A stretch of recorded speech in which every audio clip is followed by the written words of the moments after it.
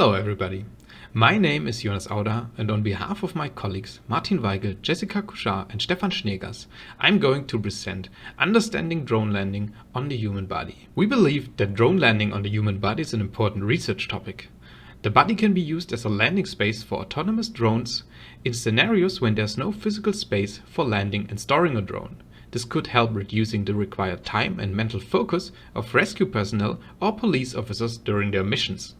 To investigate this domain, we conducted two user studies. First, we conducted an online survey.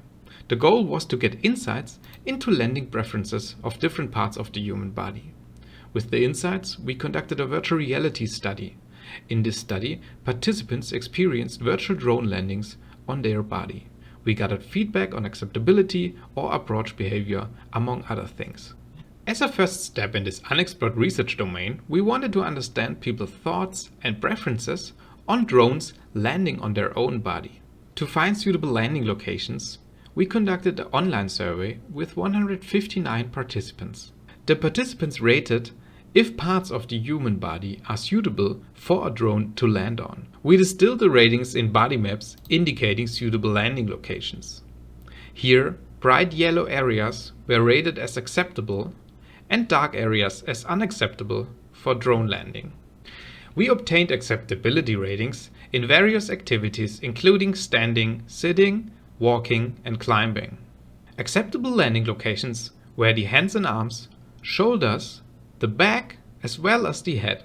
In different activities the acceptability changed. For example, the back was rated highly acceptable during standing but not during walking. Therefore we derive that these maps can help drone developers and designers to find suitable landing locations for their applications. With the insights from our online survey, we conducted our second study. We derived an initial set of preferred landing locations and investigated their acceptability. Therefore, we conducted a study in virtual reality with 12 participants.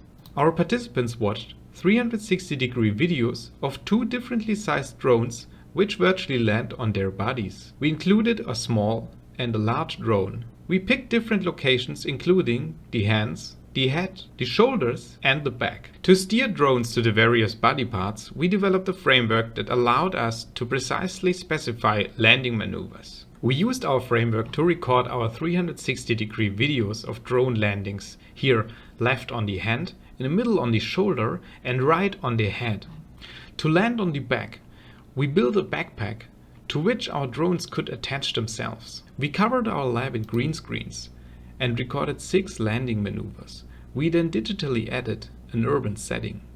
In the VR study, we were primarily interested in the ratings of 9 statements. Here the most interesting ratings are acceptable landing locations, understanding landing intentions, and acceptable landing behavior. Combined with the findings from our online survey, we derive several findings. From the online survey, we found that, for example, the hand, arms, shoulders and the head were preferred for drone landing. We could confirm that landing on the hand was acceptable. Here, the drone was inside of the participants and they could react to unforeseen events. In contrast, landing on the shoulder or the head could not be confirmed as acceptable. Here the drone was not always in sight and the proximity to the face posed a high injury risk.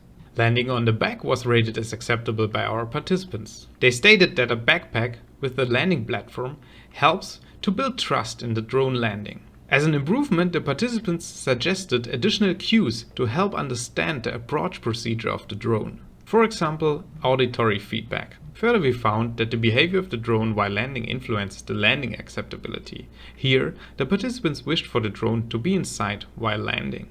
That the drone approaches in a steady and controlled way was required. This gave the participants time to prepare for a landing approach. Being in control of the situation and being able to react to unforeseen events was stated as a necessity. To summarize, we investigated drone landing on the human body. Therefore, we conducted 2 user studies, an online survey to obtain preferred landing locations and a virtual reality study to investigate the acceptability of these locations. We derived location preferences and common themes for drone landing. We hope that this paper will stimulate future research on drone landing on, starting from and being worn on the human body. Thank you for the attention.